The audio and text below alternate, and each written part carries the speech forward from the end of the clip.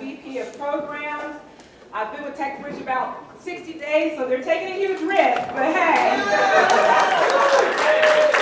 So I'm super excited that you guys are here tonight. What a beautiful facility that we're in. Thank you so much to our host organization, Inside Global. Let's give them a round of applause. And to MoveWorks, our sponsor. So you guys, this is our third installment of AI-specific information. And we're super excited for you guys to learn more tonight from the amazing panel that we put together. It's a distinguished panel of individuals that will be introduced to you later on by our moderator, DeWayne Griffin. Yes, definitely. So I want to make sure that I cover all the areas that they've asked me for tonight. For over 2 decades, we've done this work with our nonprofit clients by providing enterprise-grade software for every size of nonprofit in our 4 pillars. Nonprofits benefit from our customized solutions at a substantially below market cost. That's the business of TechBridge. In the programs area, we approach reskilling and upskilling talent, which is something that is deeply ingrained in our culture and the work that we do at TechBridge. Our Technology Careers program allows us to address barriers and improve economic outcomes through technology and career placement training and industry-recognized certification. And many of you guys are our actual sponsors, and you're also the ones who are our employment partners. And so we're excited that you're here this evening. I'm going to go ahead and introduce our moderator for the evening. So let me read through this. I am proud to introduce our moderator for today's panel, the amazing DeWayne Griffin. Chief Digital and Information Officer at Inside Global. DeWayne has over 22 years of tenure with leading Fortune 50 company, which allowed him to be instrumental in propelling the company to achieve success through innovative business strategy and leveraging its data to better serve its customers. DeWayne is part of several organizations that are recognized in the Atlanta area, including the Georgia CIO Council, as well as the Information Technology Senior Management Forum. He continues to serve the community through his role at TechBridge as an executive ambassador and as a member of the Advisory Council for WIT, Women in Technology nonprofit. Please join me in welcoming the amazing DeWayne Griffin to the stage.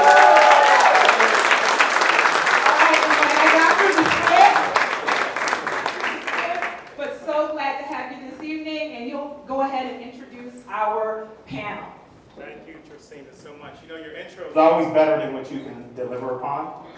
You ever have that kind of moment? You're like, someone did that's kind of not me. No, I'm truly honored to have you all here at our amazing facility at Inside Global. You know, I joined the team. Tomorrow I celebrate my 1-year anniversary. And I promised Bird, I said, you know, I no longer want us to be a secret, great organization in the Atlanta Metro. I want us to really be in the ecosystem. And I think we are a part of that. And your presence here and filling this space with us represents that. Being in the ecosystem of technology and the difference that technology is making throughout our communities matters. And having discussions like this with amazing leaders like yourselves just adds the spicing on the top. So it's an honor to be your moderator tonight. I have the easiest job in the room. I get to really kind of heckle, I get to pull this great, amazing panelists, and that's exactly what we're going to do. So we're going to just have a great time. Now, just as much as Tresina had to go through that awfully embarrassing pressure of introducing me through all that fluff and extra stuff, I get to do that now. I get to do it for our panelists. So what we're going to do right now, I'm going to first ask our esteemed panelists, please come up to the front of the room. And then as they kind of come up and take a seat, I'm going to just give you a little bit of their background. And this is probably the most formal part I'm going to make of our discussion here tonight, because I need you to understand the expertise through leadership, through acumen, and the topic we're going to cover, just how esteemed this panel really is. So I'm going to read for you a little bit of their bio, And then once I go through their bio, we're going to kind of jump into the discussion. First of all, with a set of questions they don't even know I'm throwing at them. So we'll just kind of go through that, and then we'll set the tone for the rest of our meeting here tonight. Welcome, panel. All right, so I will start here to my immediate left, and I want to introduce you to Renee Pearson. Renee is the Global Vice President and Chief Technology Officer at Rollins, Inc., where she manages their IT, which includes their data and analytics, their application development, their M&A technology integration, technology transformation, infrastructure, and business relationship management. She previously served as the Senior Vice President of IT at the Republic National Distributing Company, where she led many transformation efforts as well as the M&A activities. She spent years before that working with Georgia Pacific as the head of business integration, leading their consumer products digital transformation. She spent almost 20 years before that really in leadership roles with Kimberly-Clark, who we need to thank, because that's how she got down here to become a Georgia native. So we're really grateful for that move and her leading that. And since joining and all those other moves, she led with Kimberly-Clark disruptive innovation and digital transformation efforts. And since being here, she's so engaged in the community, not only the willingness to sit on a panel like this, but how she serves on various boards, and she's an advocate for the Girl Scout of America while promoting diversity and women in technology. Please help me welcome Renee Pearson.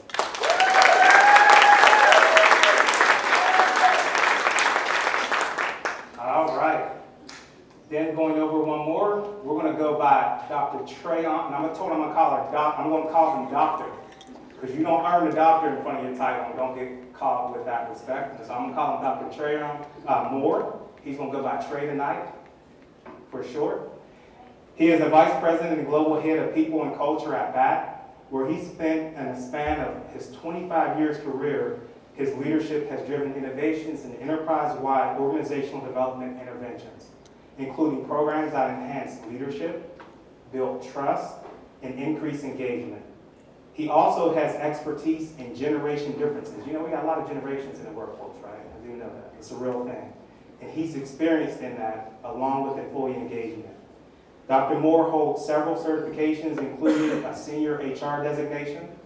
He is certified in Sherpa, executive coaching methodology. The fact that he's here and not at the Sherpa with us is a really great treat. I appreciate that, because I know our HR leader is there, enjoying all the joys of that conference. He holds a BA in psychology from Tuskegee University. He has an MBA from the University of New Orleans, and he has a doctorate in business from Georgia State University. Please welcome Dr. Trey Moore.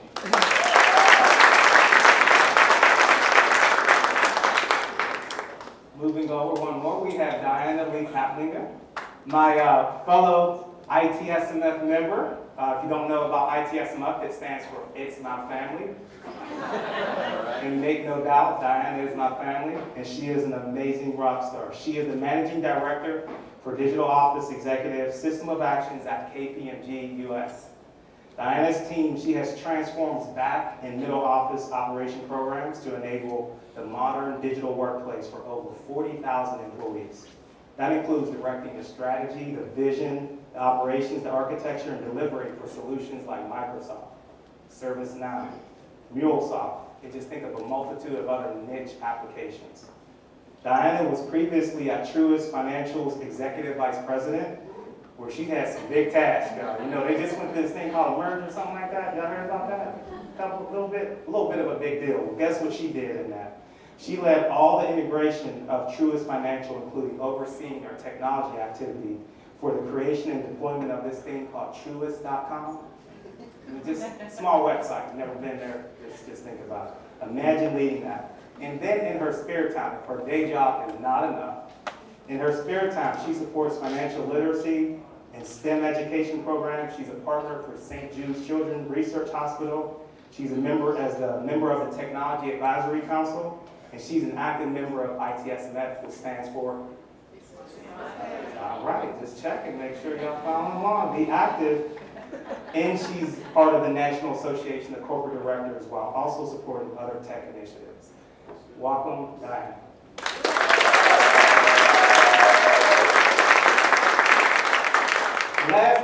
least, certainly not least, please welcome Walt Carter. Walt is currently, I was asking him, I said, Walt, what do I introduce you to? He's got like so many things going on. We got it down to a good paragraph, so I'm gonna go through it real quickly so we get to a discussion. But Walt, he is currently the president at THG Advisors and has over 25 years of experience in technology leadership roles. He was previously the chief digital and CIO at Homestar Financial Corp, one of the nation's top residential mortgage lenders. Prior to joining Homestar Financial Corporation, Walt and his teams implemented technology changes for primary care mortgage to drive 205% growth in origination volume in over 2 years. 205% growth. Who wouldn't enjoy growth of 200%? I'm just asking. That's the type of leader we have. Walt previously served, he led teams at the Generation Mortgage that were highlighted for their use of technology by the New York Times, the Wall Street Journal, Kiplinger's, Bloomberg, and MarketWatch. He's recognized as the CIO of the Year by the Georgia CIO Leadership Council. And if he ain't had enough time just doing all that, he released a book, y'all. An international best-selling book called We Can't Stay Here, focused on change leadership. Please help me welcome Lockhart.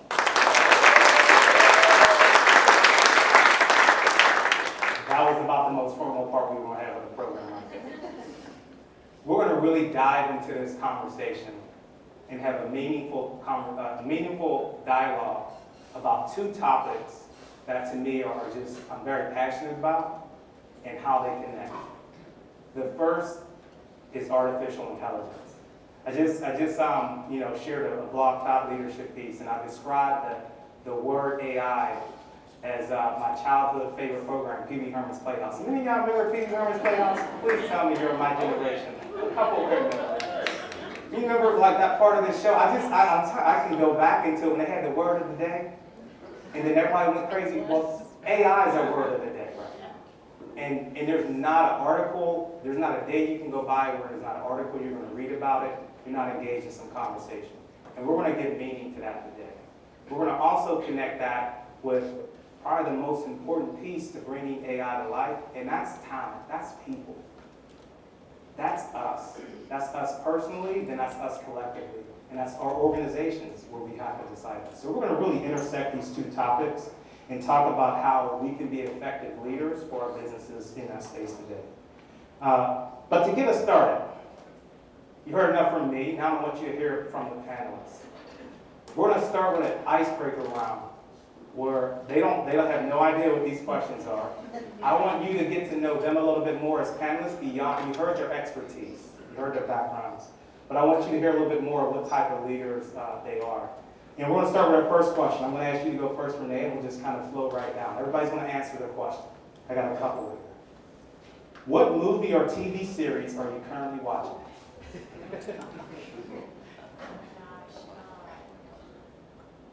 I honestly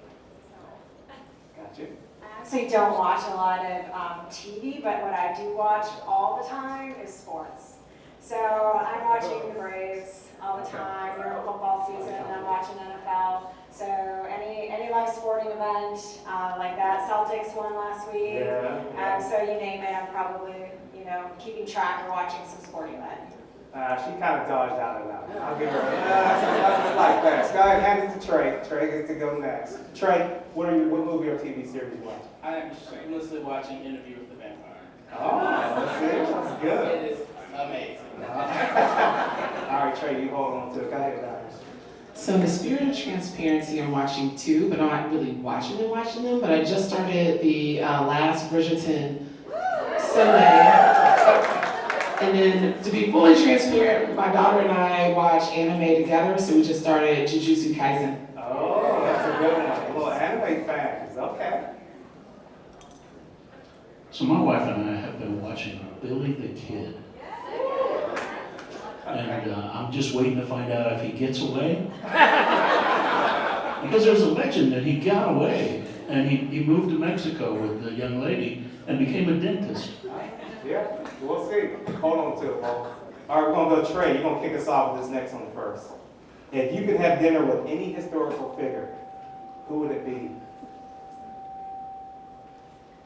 any historical figure, I would say George Washington Carver.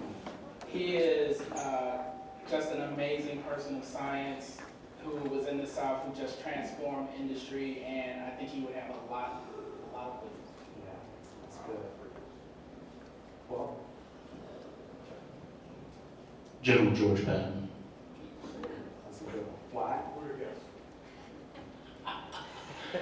Because I think when I have studied all of these different leaders over time, he stands out to me as one of the guys that was the most realistic, most pragmatic, and raised the standard really high for his teams and expected a lot of them, but no more than he expected of himself.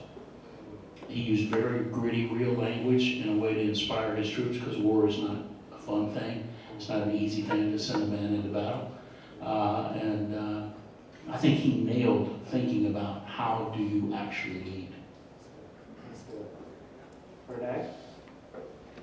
So you're gonna think I dodge every question yours, but because it's probably more a group of people. That's good. But if you think about what we do, and for me in STEM, has anyone seen or read Hidden Figures? Yeah. And you hear about these stories of these women who were brilliant, who were game changers, who were behind the scenes, right? Making history without anyone knowing they were making it at the time.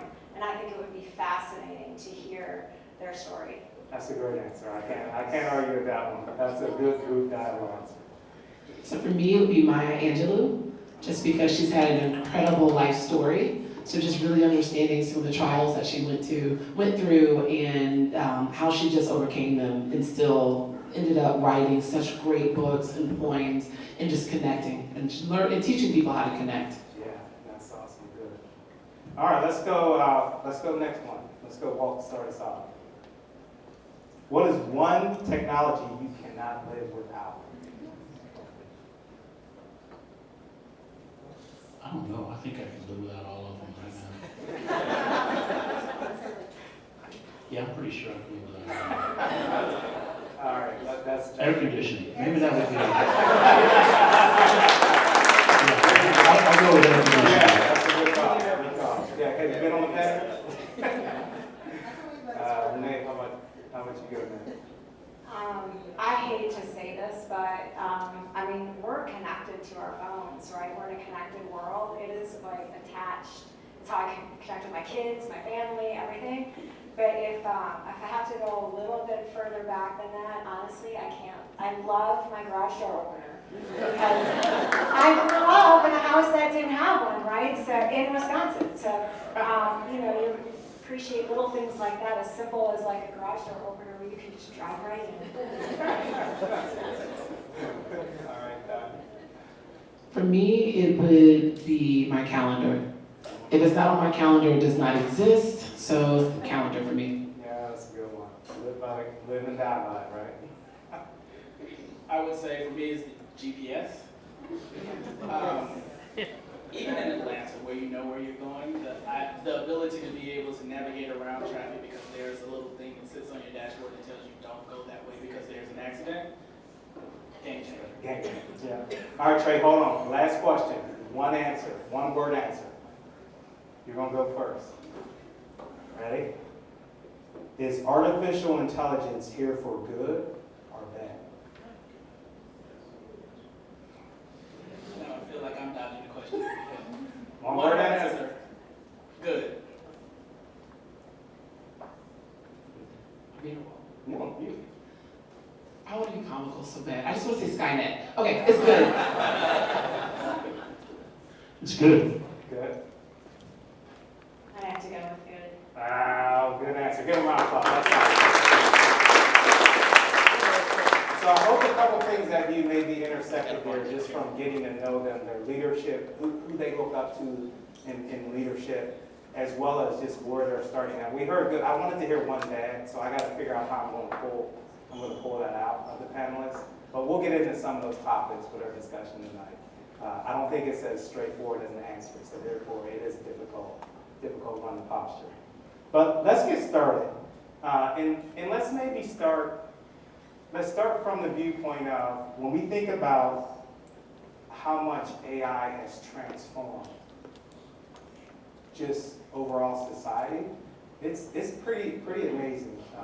Just looking back on it. But if you were to answer a question, and how about we start with you on this, Renee? What do you think of, what AI changes have you seen as it relates to the talent life cycle, the way we hire and recruit? Which one stands out the most for you that has progressed maybe here recently? It's like, wow, it's amazing that we're using AI to do this. Well, if you think about the talent life cycle, it starts with recruiting, right? And obviously that's the one that I think initially was adopted, embraced, right? And scanning resumes and trying to find talent, getting rid of bias, and which we can talk about whether or not we really think that can truly happen with an AI. But to me, that is where the biggest and the fastest change happen is at the beginning of that life cycle. I think as you start to look at talent further down that life cycle of, okay, you've hired someone, what does onboarding look like? What does performance management look like? In my point of view, I think AI becomes less and less. It's in those more mature moments of that life cycle that I hope we always embrace face-to-face conversations. Performance management, career development, in the talent management. I've read some articles about how AI is starting to step into more training with AI, and I just think that there's just some things, and especially when you're managing people, that have to stay in person. Yeah, awesome. Anybody else? What's your thoughts? What part of the talent life cycle stands out for you? I would agree. I think more specifically, the piece that was embraced fastest, quickest, hardest was the review of resumes. And I think that's something everyone kind of has had an opportunity to have an interface with. The value of being able to have 2,000 people apply and you can instantly go through all of those resumes and find the 10 most best matched with your job description has been just a phenomenal pace of achievement. I think one of the challenges, though, is that we're seeing that with the commercialization of AI, right? And you've really seen the quality of the resumes go way up, right? A lot of the rookie mistakes are not being made anymore, and for those people that are using AI to help them craft the perfect resume or the perfect cover letter, if they knew the other side and they knew what Trey just said, right? They'd only be doing keyword matches, right? And so I think it's an interesting game, and I tend to agree with Renee. I think the more that we get into this AI world, the more we're going to treasure the personal stuff and the human stuff, and it's going to get harder and harder to tell what that is. Just to add to that, I would say the experience for not only the candidate, but also for the talent acquisition employees and leaders. So personalizing that experience, using AI and different AI tools to help make that experience easier, more digitized, more automated, still enabling that human touch, but making that experience for them something that's delightful. So they want to come work for you and your organization. I just want to say one thing about the whole recruiting and interviewing process. I believe it's as much us as the hiring managers to be able to screen them. They're also screening us as well, right? We need to give them a feel for what's our culture like, who are we like as leaders, as people, as hiring managers. So I think that's really important early on in the process because it's really a two-way street. I think it is too, Renee. And for years, and some of you guys have probably heard me say this from stage, I've told people that are hiring managers, you need to write 4 job descriptions. The first one for yourself, what am I really looking for here, right? And why do I need to bring this person on the team? How am I going to measure them? How am I going to hold them accountable? The second one is, going to be for HR, right? Because HR has, a lot of things that they want to add in that don't necessarily answer that so directly, right? But they make it more attractive. And then there's a marketing piece that says I need to make this job attractive. Working in a call center doesn't sound that attractive. On its surface, I need to maybe jazz that up a little bit. The last one is getting more and more important, and that's the one for the CFO, the financial team, that says, here's why I need to pay the replacement candidate more than the person that just left the job. and why I'm upskilling in this role, right? You know, and so I think if you think through as a hiring manager what you're really looking for. I worked at a staffing company a few years ago, believe it or not, DeWayne, and you know, one of the things that we saw all the time, how many guys in the staffing business here? And tell me if this is still true, right? You get a job requirement from one of your customers, and you put the perfect 4 or 5 resumes in, only to find out that's not the real job description.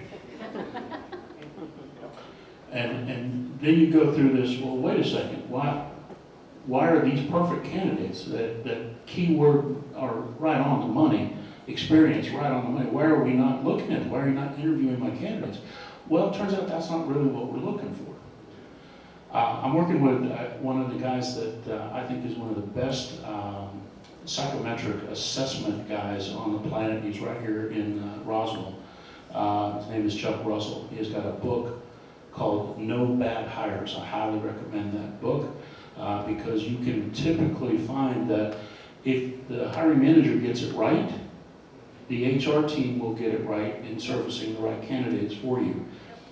Most of the time, our failure is not at the HR level, it's actually at the hiring manager level in trying to define it. And Chuck has this interesting phrase that he says, so a lot of those job requirements would be, in essence, like we're running an NBA basketball team, and we say, you know what I need is a really, really, really tall guy that can play center and be a shooting guard, right? I need a tall, short candidate. That's what I'm looking for. And the truth is, that's, you know, in the staffing business, we used to call that a purple squirrel, right? Right? Purple squirrel with a leather football helmet on and one knee pad, right? And so when you start thinking about what are we doing here, does AI help or not? That's where I'm coming into this. How does it help? I think you probably pulled on a good thread. I think Renee really started down, where she kind of said it in the early, you know, when you think about how much on the front end, AI has really helped go through ample amounts of resumes, right, for finding the best candidate, but also how it's been amped up for the candidate to write great resumes. You kind of got this machine versus machine battle. The machine representing the candidate is battling the machine representing either the hiring manager or whatever that might work.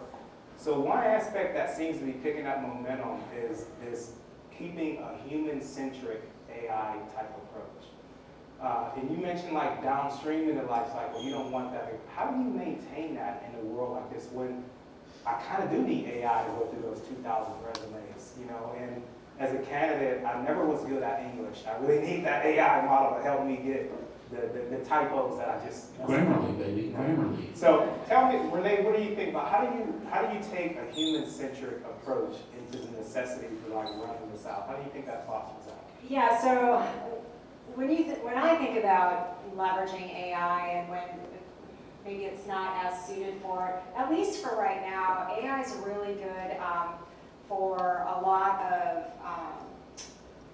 more well-known, more well-defined. We have some jobs in our company, whether it's technicians, call center agents, right, where you're hiring, you know, a lot, right, and AI helps in that, going through all those resumes, right, and you're typically hiring for the same thing over and over again. When you start looking at more specialized skills, or like you're saying, right, you really need to know, you need to have those four job descriptions, right, to really know. I think when you start to get in really needing to understand the person's skill set, what's required of the job, I really think that anywhere you can apply automation and is really where I think AI comes into play. And when you're looking for more specifics, special niche things is where I think you really need to spend the time to understand humans. The other thing though is AI is really scary for a lot of people thinking it's going to replace them, like when you're doing these jobs. So I think we've seen in our company and talked where we've been enhancing jobs, augmenting jobs and job descriptions using AI to make their jobs easier. So it's not a replacement for jobs and humans, it's really just augmenting their job and their role, and now they can focus on different, more meaningful things and automation and more well-defined, whether it's a role or recruiting a job to AI. Yeah. You know, you go into that, Trey, I want you to build on this too if you want to answer it, because I think Renee hits a good, if you didn't pick up maybe from the bio, it was important for us not to only have technology leaders and entrepreneur leaders, but to make sure HR was represented out there. And that's what Dr. Trey covers well for us. Renee mentioned some of the concerns that as you're using this comes up with. How do you address that? What are you seeing? So one of the things I was going to add is that I think an important part of this equation that can't be left out is the policy and the actual practice. And there are some very clear tactical things that you can do to humanize the AI-driven process. Like if you're using AI to review 2,000 resumes, don't forget about your employee population. You can ask them for candidates and ask them for referrals, which is an excellent way to bring more people and humanize the process, but at the same time, you still have this pool of candidates that you get to go through. I think also adding into the, good training for your hiring managers so that they know how to appropriately handle candidates as they're coming into it and assessing candidates. Because a lot of times you meet the representative in the interviews, but then the real person shows up around month 6. So making sure that you've done a good job to uncover who people are during the interview process or whatever process you're putting them through or assessments, I think is imperative, and that can't be done, at least not at this point, by AI. That is going to be a human-driven process. There are things that we look for that are enduring: curiosity, creativity. Those are things that AI cannot pick up from a resume. Those are things that a manager has to intuition is another one, has to intuitively divine out of this interview process. And so I think there's going to always be a people portion, but I think the stare and compare, as you called it, is good to get done ahead, and then we can extend people's creativity and their processes and what they really, the high value work that people do through using AI to do the simple things. Mm-hmm. I want to call Walt, before you go, I want you to maybe connect on this one for me, because when you think about the execution of these types of programs, and you've led large-scale programs before, at your previous employer, and what you're doing right now, moving internally. When you think about some of that employee concern, when you think about how do you keep the human aspect, what have you maybe seen as a leadership that you've kind of applied to a successful execution of an AI effort, which I know you have many in your belt. Maybe if you could click an example for us. Yes, I'll give you 2 examples. I'll start with a KPMG example. So we've given over 75% of our US employees Microsoft M365 Copilot. So we gave it to them. And we said, here's training on how it works. Here's training on how you can incorporate it regardless of your role into what you do every day. So 10 years ago, Copilot Word would have been awesome for me. I don't author documents today. So for me, how I'm using Copilot is heavily in Teams. I am asking Teams questions around, do we have Juneteenth off? And it is going into it's pulling the appropriate data back to me, and I don't have to lead the #1 application used by 40,000 employees. So for me, I think about how do we enable employees and educate them, incentivize them, and guide them so that they can teach us how best to use these new tools, whether it's end of year performance for us. So we encourage all employees to use generative AI, whether our enterprise ChatGPT or Copilot, to actually author their end of year performance review and self-assessment. So, definitely put it in their hands and see what they do with it, and then guide them and measure the adoption. The other example I will give, Trey, leveraging one of your comments, we don't have enough human capital. So when I was at Truist running intelligent automation, we had incidents where you had such a high number and high volume that you don't have enough humans. So how do you automate those tasks, as you mentioned, that are repetitive, and free up your humans to do the creative thinking, the innovative type tasks that they actually enjoy, because it's what they told us in their employee surveys. So you think about it differently. We can't just go and say, okay, go execute X, we have to take a step back and say, what's going to add the most value? How do we prioritize our time? And more importantly, how do we allow capacity for all these different knowledge workers in these different roles at these different hierarchy levels of the organization to teach us, and then we learn from them, and then we go and incorporate it. Awesome. Well, what do you think of that? You guys saw a couple of nods on it. Yeah, I'm fascinated by, just where we are at this point in time with the development of the tool set, right? And particularly when we talk about generative AI and large language models. So when you roll it out, across that number of employees, and that, at the current standard, there's 40 to 60% biases and hallucinations in the resultants from using the tool, right? And we're actually pushing that out to our clients. We're using these tools, we're pushing that stuff out to our clients. I'm a little bit unnerved by that, just a little bit. And don't get me wrong, it's as bad today as it's going to be. I think it's going to get better and better over time. But as we grow, right, so we built these tools that learn. And as we add more data in, the incremental data is not necessarily any better than the store data that we started with, right? So all those biases and hallucinations were in the store data that we trained on. We get a little bit hungry sometimes, so we start creating synthetic data, which, by the way, is just a fancy way of saying fake data, right? It's fake data, right? And we're going to train the tools, and we're going to train the tools so we can sharpen the focus, like with a slow student, right? We've got a slow student, so we're going to sharpen the focus, get them really, pointed in the right direction. Same thing with these tools, right? So the more I think about it, the more disturbed I get that we're going to use these tools just like that and not control for that, right? And I think that the human in the loop is a new phrase that I've heard recently, where, I need to have some human in the loop as a control mechanism to make sure I don't do harm to my clients, and to make sure that I don't allow my employees to just take for granted that whatever comes out of the machine is the voice of God, right? Yeah. It's not. So just to recap, in case you all missed what happened, a little bit of fireworks between that. The viewpoint of do you learn AI through usage and adoption and let that train you to how you roll that out, or do you allow the training and development to occur in a controlled manner to avoid what Walt called as like hallucinations, things where AI can kind of go bad, which we have seen. I'm in the middle of really reading a great book called Prediction Machines.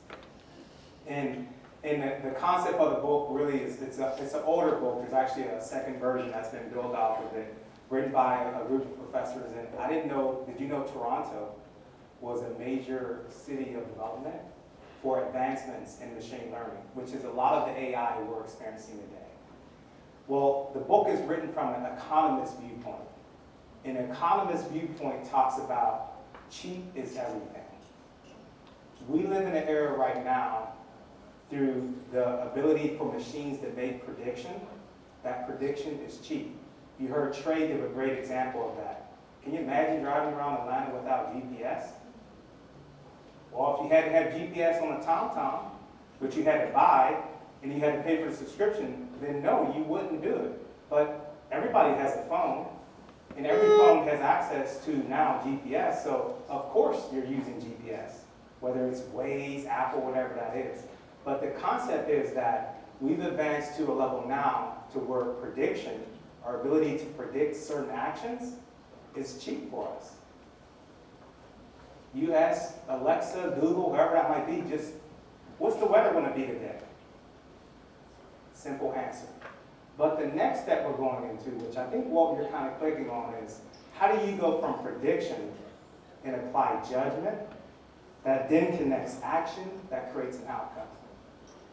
And can AI take us there, given the bias that judgment creates? Because Walt, the contrarian view would be that we're not living in biased systems today.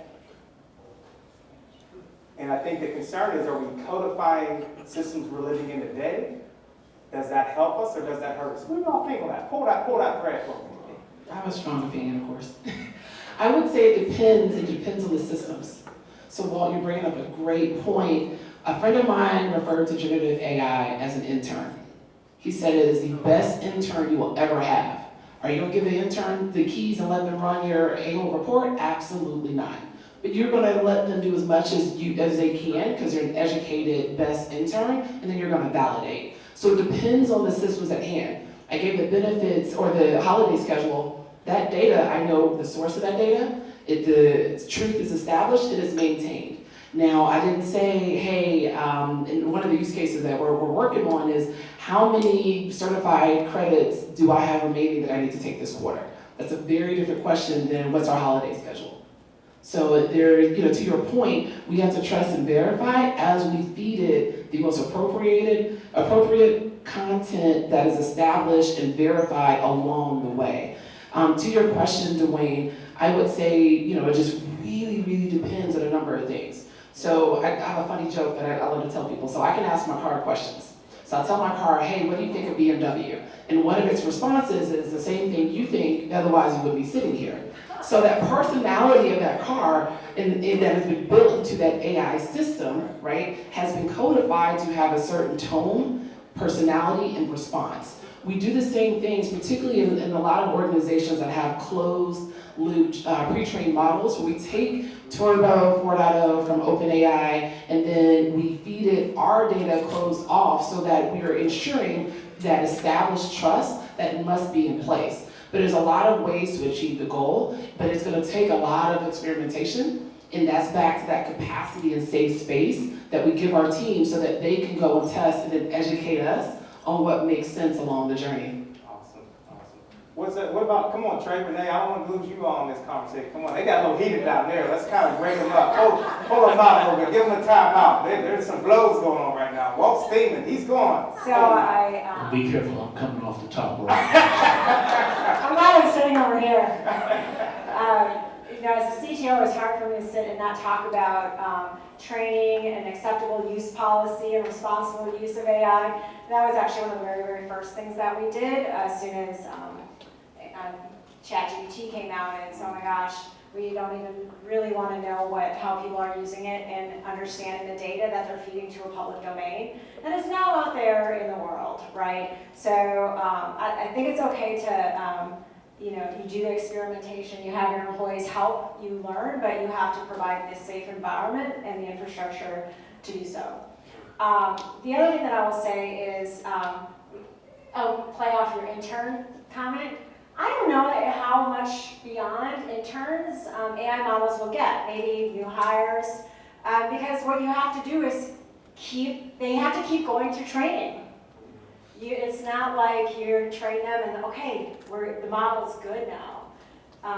The data influences, you have things happen to it, it starts to interpret things, and you have to go back and retrain it.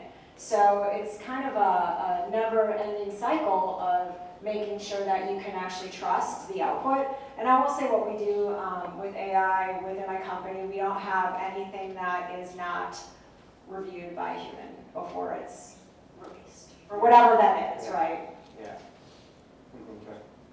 So I think part of this that I love what you said about the intern, and I think that is probably a great way to think about using AI. But I think the truth of it, and transparently, I think it goes a lot further than that. I think there are people out there who are giving that intern way too much authority, way too much information, way too much power, and allowing it to be the basis for decisions that it should not be making. Because they're looking at it as having had the best information, and it's smarter than me, and so it'll come up with a better answer than I could. And that's just simply not the truth. And I think you're right, as an organizational leadership, on an organizational leadership level, we should be thinking about how do we put the appropriate use policies in place, because once you put that data into ChatGPT, who owns it? And then what can be done with it, and how is it appropriate even to have been shared into a public domain in the first place?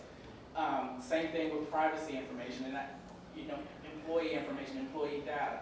It's it's a slippery slope. And as much as I am for AI and for generative AI and the advances that it can lead us to, I think we have to be very careful. And so then it goes back to your question at the beginning, is AI here for good or bad? I think the answer will always be that it depends on who's using it, how it got to be where it is, and what we do with the information it spits out.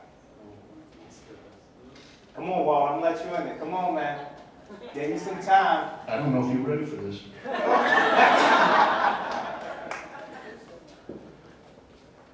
My next book is called Driving Behind Idiots. It's coming out this fall.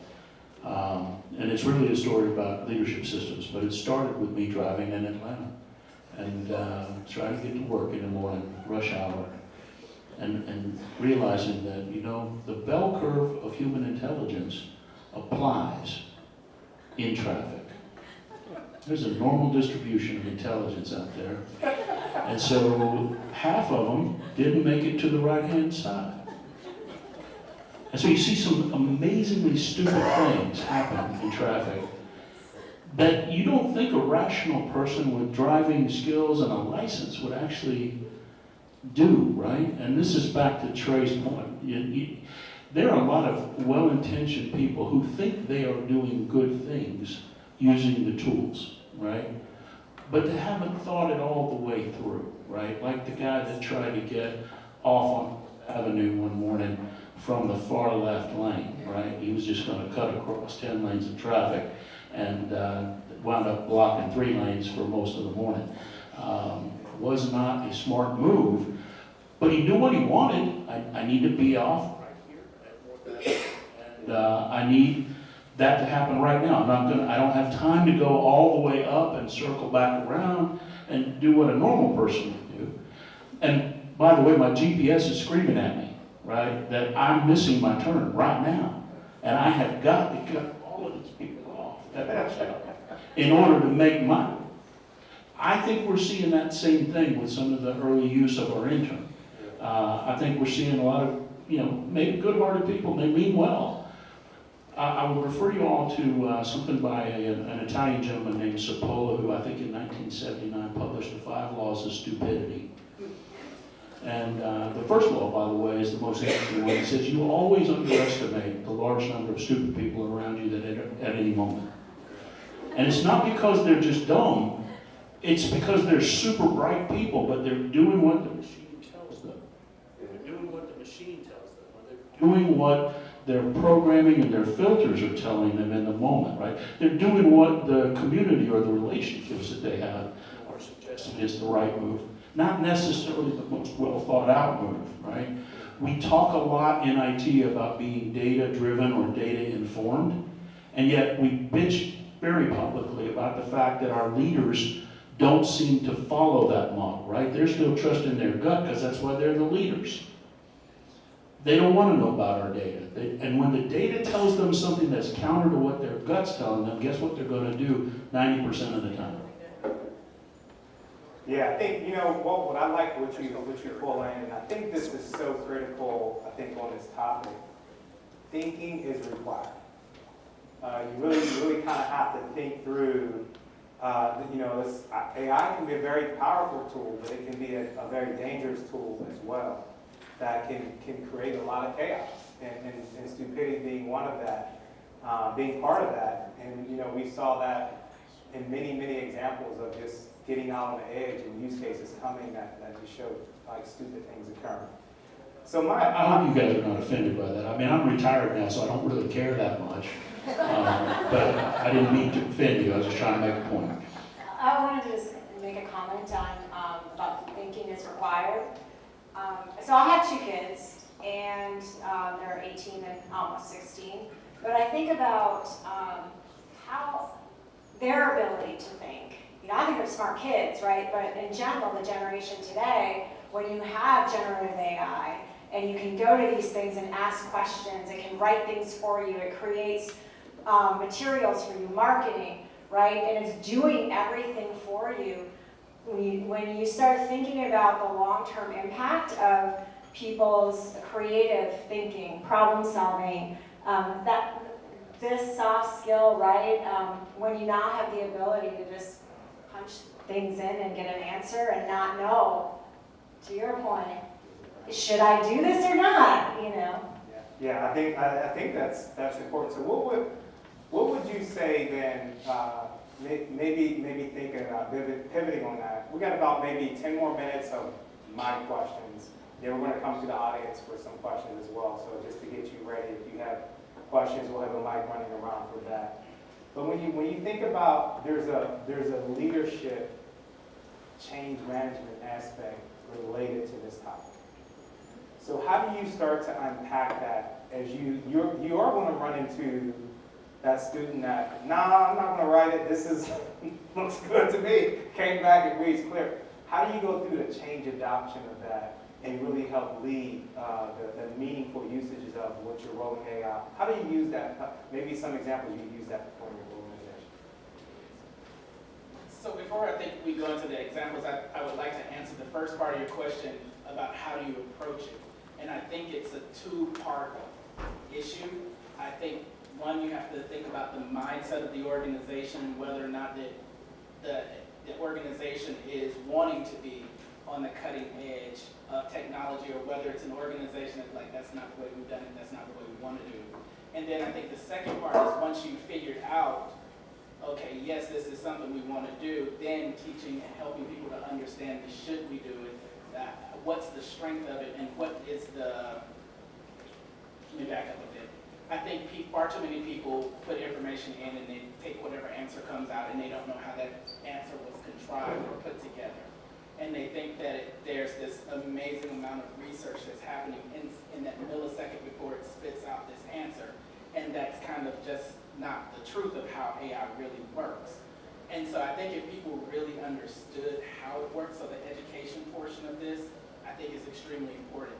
We just rolled out an AI called Assemble for our call center.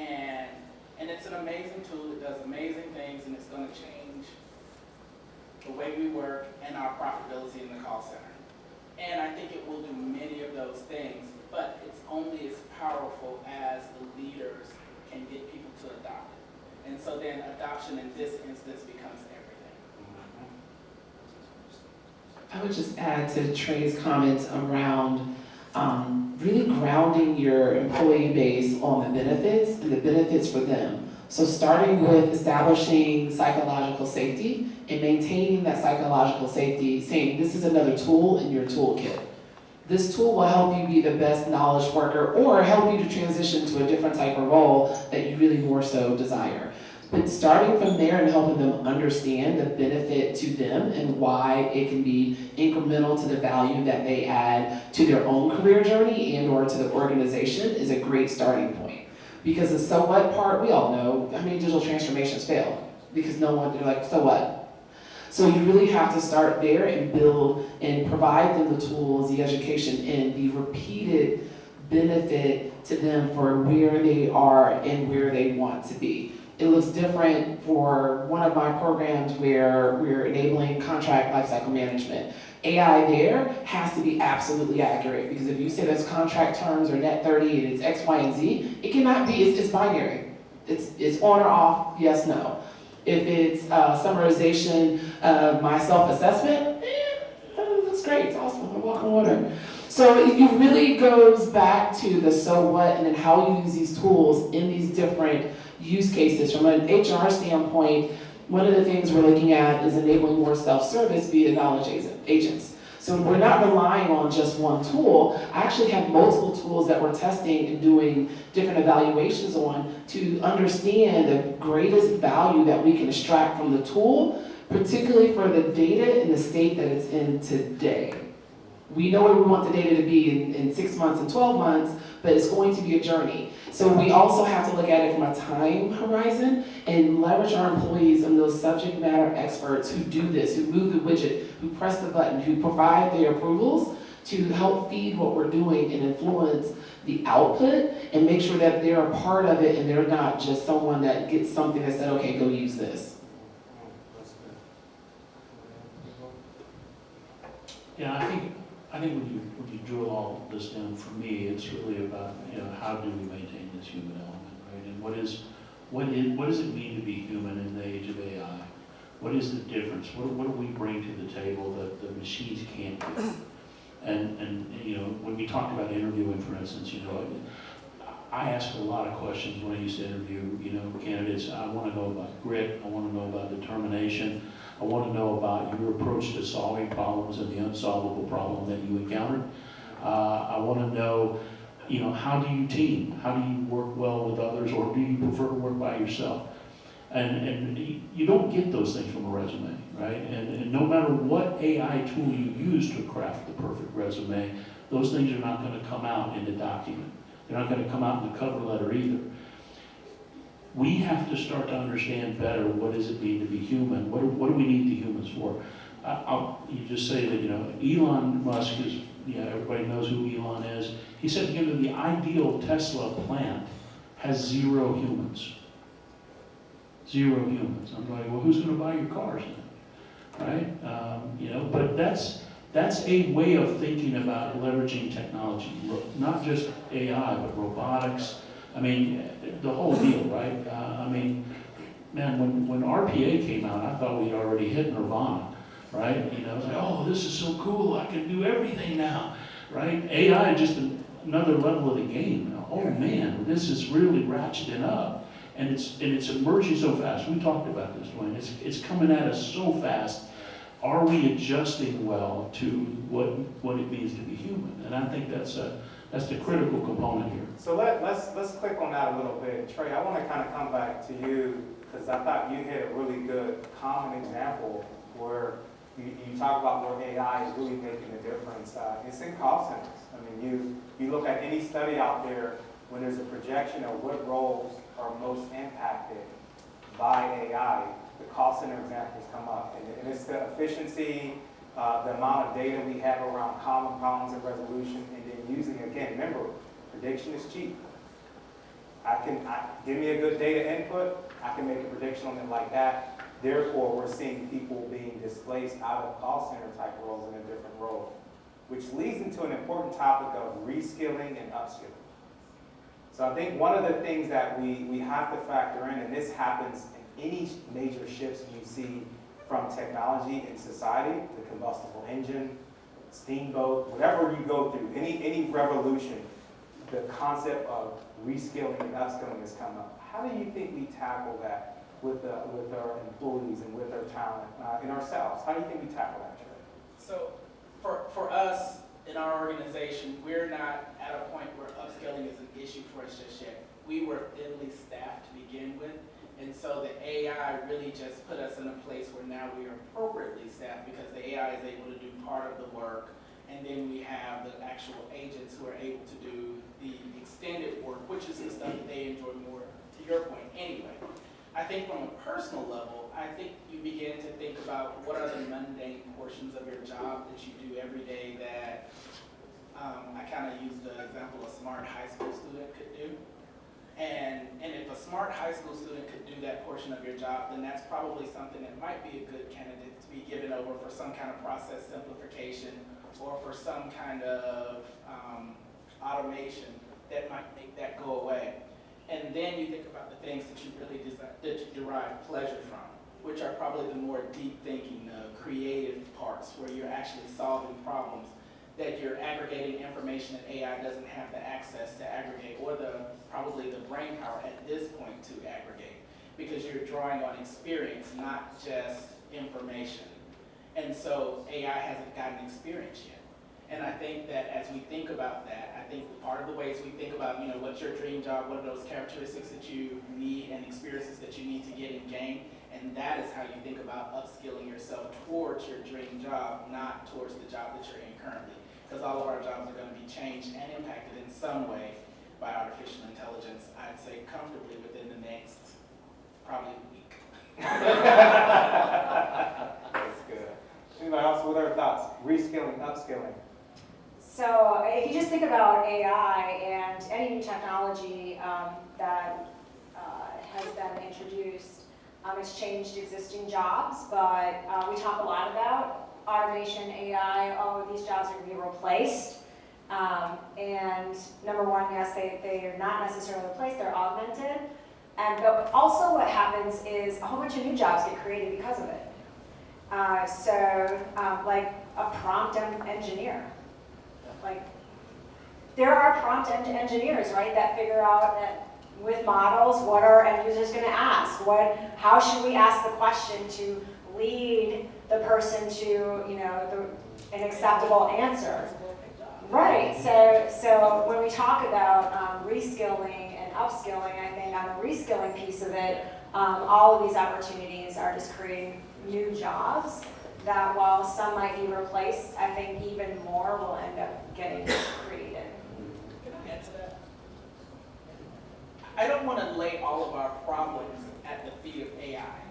Some of these problems existed well before 2 or 3 years ago when these large language models started to pop up. We saw a decline in soft skills probably with the advent of the cell phone. Like when it became hugely popular, you see more people doing like this than talking to others. And so there's just a decline in soft skills, and it's not just happening now, today. And so I think some of these problems have been exasperated by AI and some of those other tools that have come along, but I don't want us to paint the picture that it's just an AI-created issue. Yeah, that's good. When you think about upskilling and cross-skilling, I'll use a call center example, right? Call center on average has a 40% turnover rate. So none of us like sitting on the phone. The employees are still doing their swivel chair because we're all trying to do our software rationalization programs. And we want to get the answer in the person's hands faster. We want the employee to be happy because they don't want to get fussed at or cussed at because they're taking too long.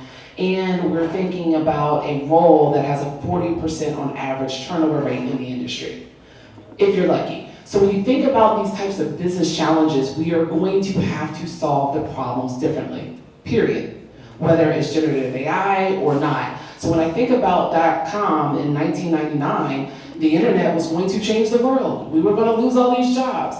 At the end of the day, we're information hungry. That's never going to go away. Humans run a human. I'm going to try to get off on the HOV lane to the graded curve and get on 20.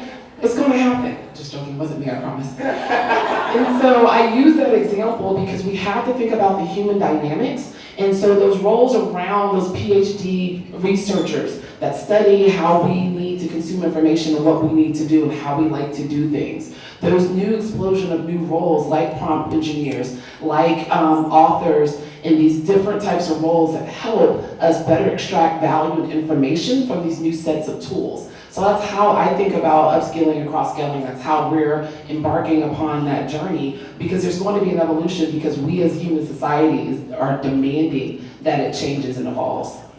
That's fantastic. If you're looking for another read, if you're worried about just individually yourself, how do you stay relevant in this world? And I think you capture it really well. There's Future Proof written by Kevin Roos. He's a New York Times author, also a big author in AI. He talks about technology. In his book, Future Proof, he has these 9 rules to be human in the age of automation. And rule number 1 is about being basically social, surprising, and scarce. And he talks about an accountant who was a former comedian. So imagine having just the ultimate accounting experience. I mean, there's TurboTax out there, right? If you're going to do it, but then you want to be entertained. And I think finding those ways, those intersections, to where you can do human with that is where you find that recently cross-skilling going. Go ahead, Walt, close us out. We're going to come to questions from the crowd next. So if you got a question, raise your hand. We'll make sure we get a mic to you. Yeah, let's go ahead and go to the questions. I'm cool with that. You good with that? Yeah. All right, why am I not surprised that Elizabeth has her hand up first? Sorry.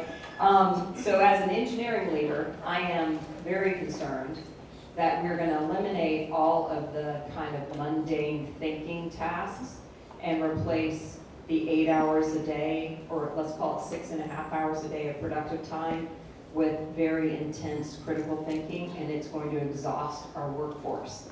So do we need to also think about, as we replace the mundane with tools and technologies, reducing the number of hours a day we expect these highly skilled workers to work. I know I tell my team, don't ask me anything hard after 4 o'clock.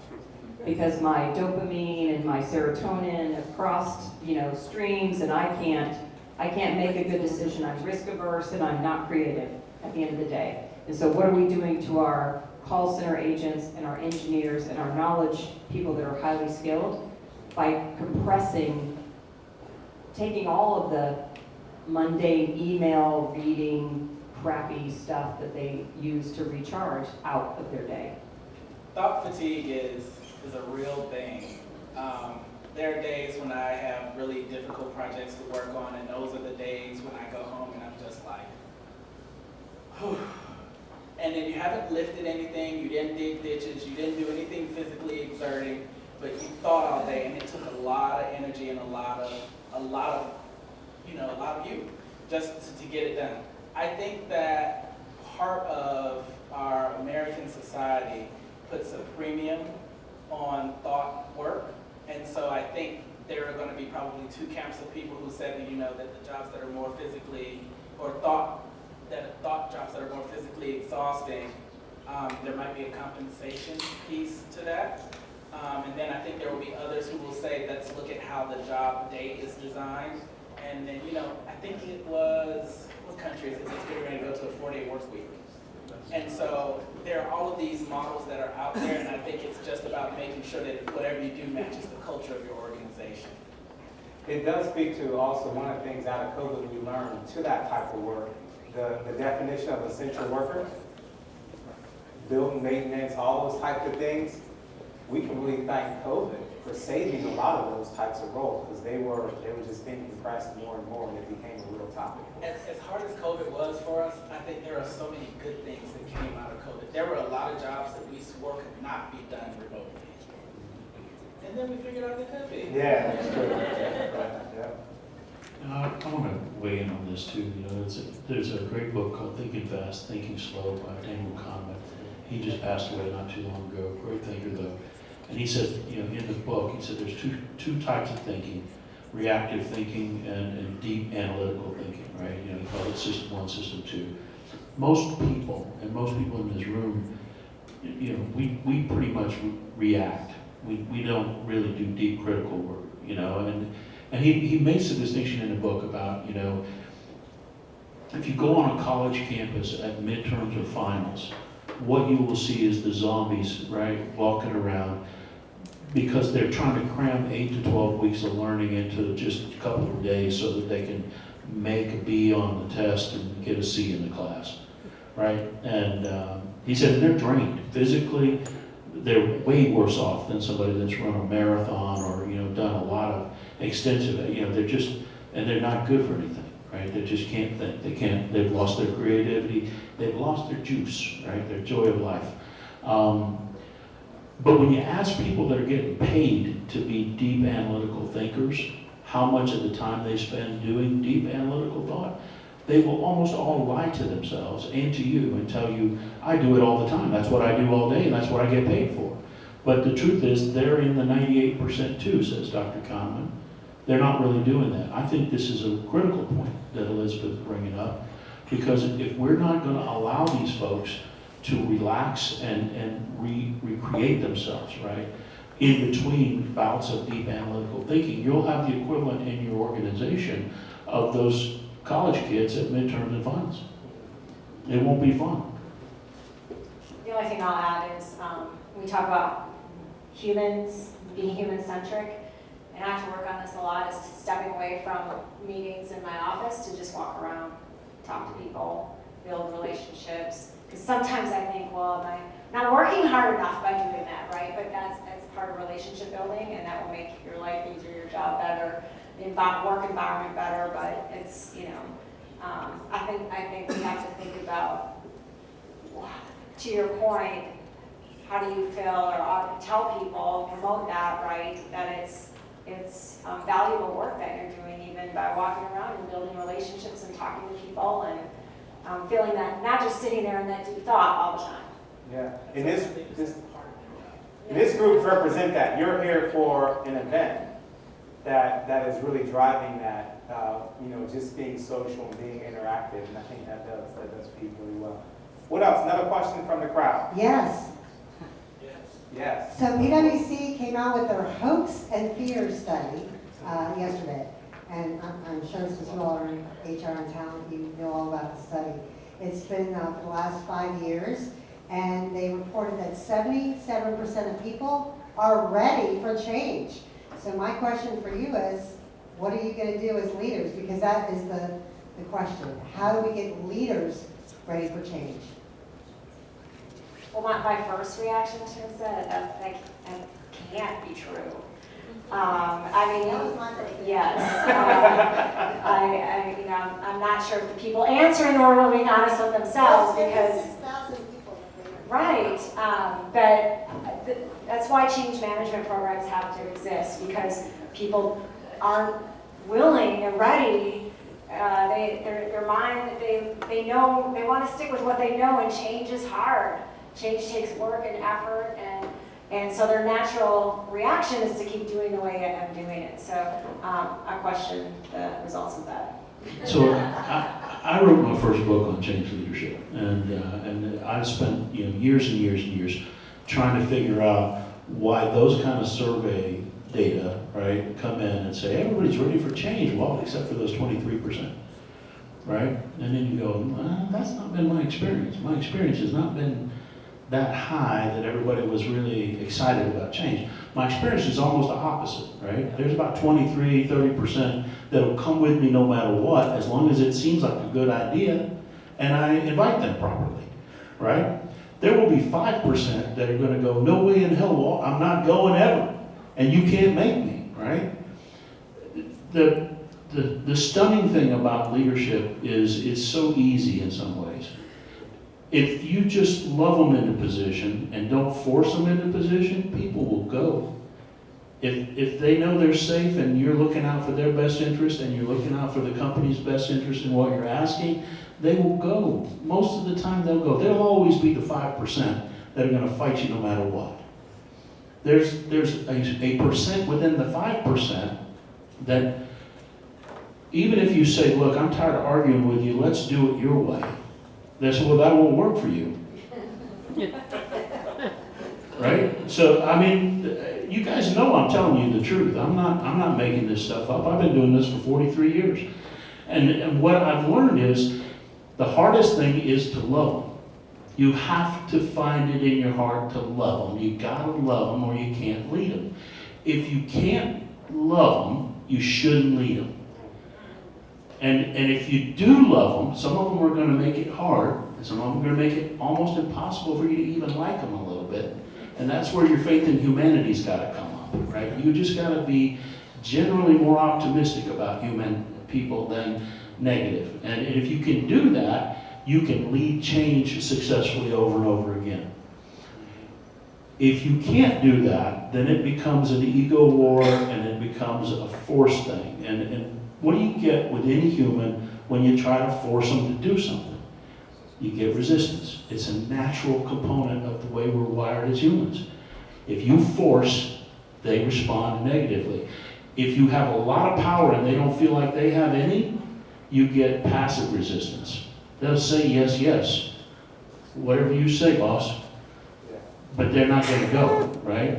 So I'm just telling you, there is a movement here within this talk about the machine, right? Because that's what we're talking about. AI is a machine. It is not going to develop consciousness. It's not going to develop a conscious. Nobody's going to program that in there. I'm not a believer that Skynet is real and it's coming online.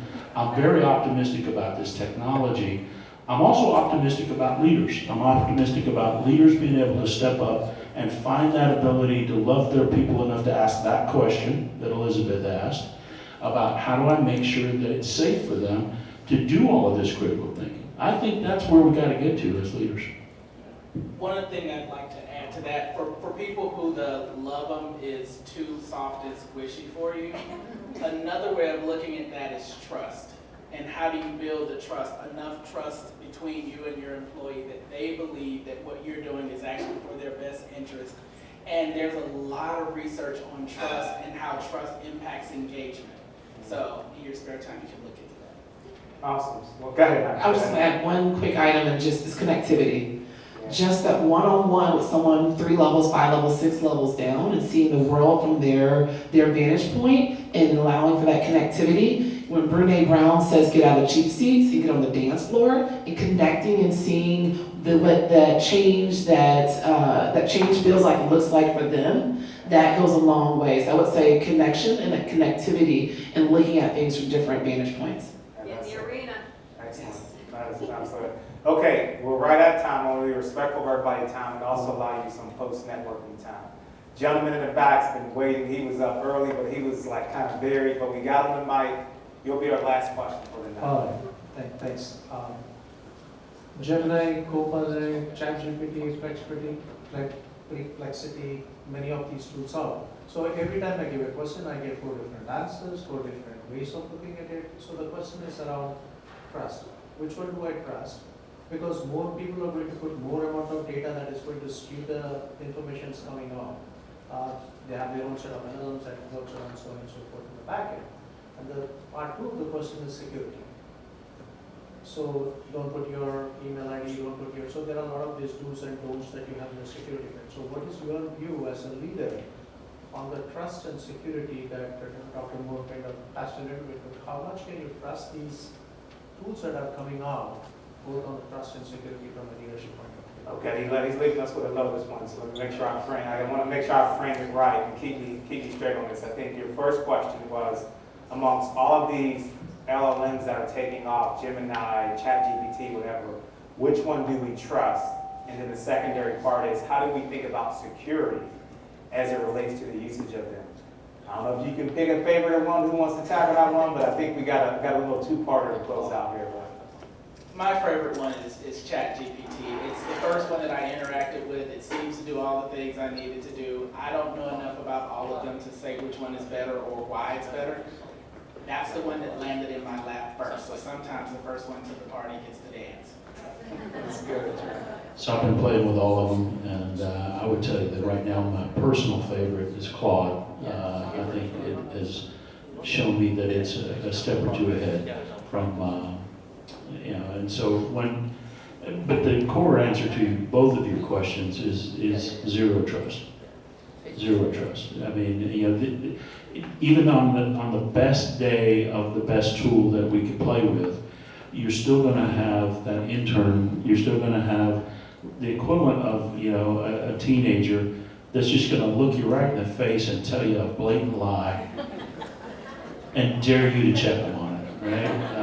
And so you got to go at any of these tools with a zero trust mentality, right? Or at least a trust but verify mentality. Give Ronald Reagan some credit, man. I was going to say, don't leave him out of this. I think the Ronald Reagan quote is appropriate. Trust but verify. Right? Just think about that. Renee, did you want to say anything to that? I guess I won't speak to a personal favorite, but I will say at our company, we're not building any LLMs. We're using mostly vendor-provided AI capabilities. I can answer the trust question. We don't trust anything, and we do have a pretty robust security review of everything that we're trying to use, whether it's a third-party assessment, but we have a pretty significant review process and assessment to validate the models, how they're using the data, and how much we can actually trust and feel secure with them. And don't forget the legal reviews too. Check your MSAs, your agreements to see what's in there, to your point, Trey, as far as what data you feed and who owns that data. I would say for me on a personal level, Meta, I'm having a lot of fun with Meta. Is kind of my front runner in front of Bard. I would say professionally, and I'm going to say this with bias, that the Copilot stack, granted, is 16 SKUs. So let's just be really, really honest. And most of these are 20 to 30% markup on top of the products we're already paying for. So that's financials aside. But with that being said, once some of the other vendor-based large language models really tweak their retrieval augmented generation, we're going to see, in my opinion, going to see a significant shift in the next 6 months, where those vendor-based large language models, whether it's Joule with SAP, whether it's Now Assist, those organizations who have honed in on the best way to do the X, Y, and Z thing that they do, you're going to see an explosion. Because at Microsoft's partnership with OpenAI, they've been able to leapfrog, and that's why we're seeing some of the results with Copilot. I don't think it's going to stay like that, and that's my personal opinion, that's not a KPMG opinion, but that's what I'm seeing as I evaluate these tools and have the conversations with the parties and the developers who are actually developing a lot of these tools for us.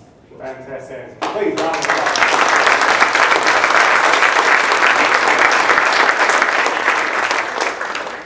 Thank you all for making the time to come out to this event. There's so much we can unpack within this topic, and I think we covered a lot. We didn't cover everything, but we covered a lot. Really appreciate each of our panelists. Special shout out and thanks to our TechBridge team as well, and also my Insight Global team just for opening up our facility and having this facility. So with that, I'm going to turn it over to Tresina to close us out as our MC. All right, let's give these guys a round of applause. Come on. Thank you so much to all of our panelists for the amazing job that you guys did today. I used the word amazing, I think, 6 times tonight. But for our phenomenal panelists, you guys great insights. I think they really made us all think a little bit harder about how we actually execute talent management using AI. And Clint's going to talk to us a little bit about what's coming up soon for the organization. So Walt Carter has also been a bit of a good sounding board and advisor since I took over this role as CEO a year and a half ago. And one of the books he mentions called Blue Fishing, and it says "Go for stupid." So here goes. Right? I wrote that down. But no, I had breakfast with DeWayne Griffin after he was our co-chair for Digital Vault last year and did amazing. He has put his heart and soul in this city since he's been here, from across the street with some other Fortune 50 company we won't name. But no, I admire DeWayne and I admire Penny Collins, who I don't know how she stayed off the stage. For you all to host TechBridge, and obviously we have a lot of other fans here, a lot of our executive ambassadors, a lot of our sponsors. But this is a topic near and dear to our heart. That's how DeWayne and I got started. I explained to him kind of some of the things that TechBridge is trying to do with AI. Tresina is leading some curriculum. We just actually graduated some of our past cohorts. We retrained, reskilled around project management and AI. And then obviously Bird and I used to own an IT staffing company, so I know the Insight Global brand well. But the work that Insight Global has done to build this building and just grow their presence here in Atlanta. Although you said behind the scenes, but I guess in my world it was right in front of my face. But what you guys do for women and for minorities and tech, and I know it means a lot. So, but for TechBridge, we have our Digital Ball coming up. So if you're not a sponsor, not shame. There's still time. No, the Digital Ball is in 2 months. It's literally the nonprofit charity event of the year. We had 80 CIOs, CTOs, executive ambassadors, many of which are in this room tonight. They were there last year. I would expect the same or more this year. It's great to have their support and their, really their evangelism with what the work we're doing in the community via TCP that Tresina leads. But a lot of our team is here, although I feel like they're not up front with me right now. But Barb is in town from Durham, our COO, who's kind of, I feel like, my co-CEO. Manish Misri, who's our CIO, he's in from Dallas. You need to meet these folks. We really are doing a lot of great work nationally across 80 food banks, legal service organizations, the training program Andre Dickens started up, and then now the work we're trying to do. Sheldon here connected us with Emcee AI. We got Georgia Tech MBA in the crowd tonight, who's helping us with our go-to-market. And there's a lot going on, and it's exciting, and want y'all to be a part of it. So be at the Digital Ball. It's our biggest fundraiser of the year. So it's what we do to connect the gap of everything, all the technology that we do for the nonprofits in Atlanta and outside of Atlanta even. It's how we put it all on. So with that, I'll turn it back over to you, Tresina. I just want to make sure we mention all the things that Yeah. are Well, and also, let me, for what it's worth, Insight Global will be a host tonight and a sponsor. MoveWorks, Brian Speck, raise your hand if you're. Brian? Yeah, Brian's back in. So MoveWorks has been, and is going to be in a bigger partner. He doesn't know about that yet, but I've already explained to him yesterday. But and then I'm a huge Dr. Ray. I'm meeting you for the first time, but Diana, I've gotten to volunteer with WIT and with obviously with Rollins and Renee. A lot of respect, and I've already said enough alcohol. But and then DeWayne will not take another breakfast with me probably ever again. Awesome job. Thank you, Clint. We don't want to forget Tee It Up is coming up on Monday, October 21st. And if you guys are not already registered for that event, you certainly want to. And we'd love to have you there. And we also want to thank our amazing events team and the events team from Insight Global for all of the wonderful work that you did tonight. We felt very welcome.